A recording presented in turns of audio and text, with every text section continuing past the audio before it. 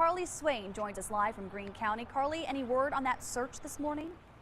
Good morning, Heather. Well, we know the Greene County deputies are busy this morning, not just here at the courthouse and at the sheriff's office, but also looking for two suspects right now. A good Thursday morning. It's now 4:30. As you're joining us, I'm Carly Swain alongside meteorologist Jim Howard. Welcome back. Well, thank you, Carly. Good morning to you, and good morning out there, folks. Sounds like any other morning in New Bern. We've got birds chirping through the chill, and then you drive past the police station here at the corner of George and Queen Streets, and you see this. And what you can hear out here is the sound of tires trying to find traction along this icy road. It still smells thick like burnt siding. You can see that's exactly what the family has left to clear out. I was just checking on Twitter this morning. The city of Jacksonville actually recently posted, according to Jacksonville police, while the snow has stopped in the city as people are driving, they're noticing that a lot of motorists can't even see some of those dividing lines on the roadway. No, it's not normal. Sometimes the truth is more shocking than fiction. This starts with a Monday morning traffic stop. Trooper Scott Merritt tells us he pulls a car for going more than 90 miles per hour. He would not unlock the doors or roll down the windows. Merritt says it took a taser to get Michael Ward out. Troopers say Ward tried to pass himself off as this man, not quite a match. Investigators say that was lie number one. Number two? He said originally he had a pacemaker and that he was disabled, could not walk. Trooper Merritt gives us a search recap. I searched him the best that I could with him complaining of his disability. After we left the hospital, he was searched, and then once again he was strip searched at the jail.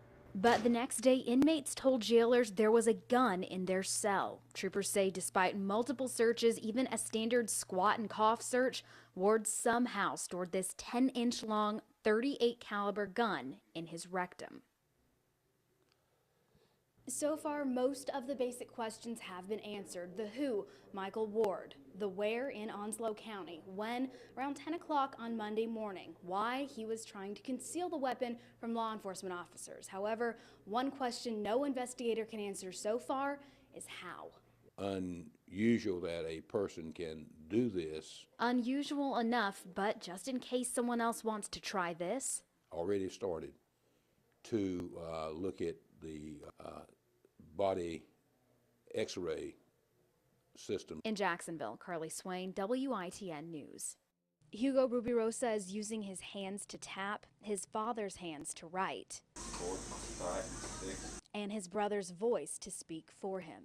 I'm feeling a whole lot better. I am paralyzed from the elbow down.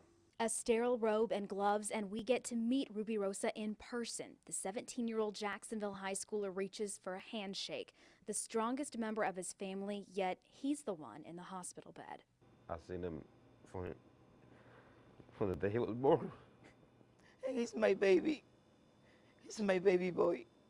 He surpassed me a long time ago in strength. Coaches say Rubirosa got a bit off balance and fell during last Tuesday's wrestling match. He went from feeling nothing to a mini miracle. The doctor asked him to move his arm. He went ahead and picked up his arm all the way up. Now a spinal cord surgery later, he's battling pneumonia. He's still on a ventilator. He can't talk, but taps his hand to a letter chart spelling out what he wants to say. I'm expecting to fully recover my arms and torso. I'm hoping that with God's help, I will recover my legs.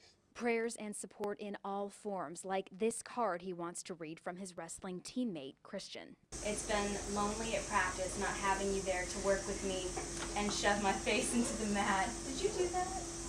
Still full of personality and a message. Thank you for all your carings and cards and posters and other visitors. That last card was for one of my best friends, Christian Heisley, and his parents. He's in my weight class. I love him and my team and all my supporters. Thank you. If you live near Jacksonville, you've seen them in the air. If you're a Marine, you may have been this close to one. But have you ever taken flight inside an Osprey? They've served in warfare, even recently in the Libyan conflict. And now, hold on to your hat, we're going for a ride. First, a warning. If there's any sort of emergency, a fire, emergency landing, we'll take care of you. Don't worry about it. Load up and buckle up. We have no clue what to expect, but this pilot explains without words. Essentially, when it goes from helicopter to airplane mode, expect to tip back. One of the smoothest takeoffs I've ever felt, even with the back of the Osprey left open. A gaping view of trees slanted as we tilt diagonal. The propellers slice through the air. Now we get to feel what makes the Osprey so valuable to the Marine Corps, a vertical takeoff. We just felt the complete vertical liftoff of the Osprey. I thought it might feel like an elevator. It didn't. It's just like a string pulling you up gently. Just when the extreme window seat feels comfortable, it's seatbelt to harness. I make my way back to the end of the open Osprey, a crawl down the ramp. It's the most breathtaking view, a thrill and a taste of what our Marines do daily. Back on the ground, it's clear all the kinks of the 90s have been worked out and why captains like Marshal Wimberly smile when they talk about flying these. It basically gives a huge increase in capabilities to the Marine Corps, and I really enjoy it. So did we. Reporting above New River Air Station, Carly Swain, News Channel 12.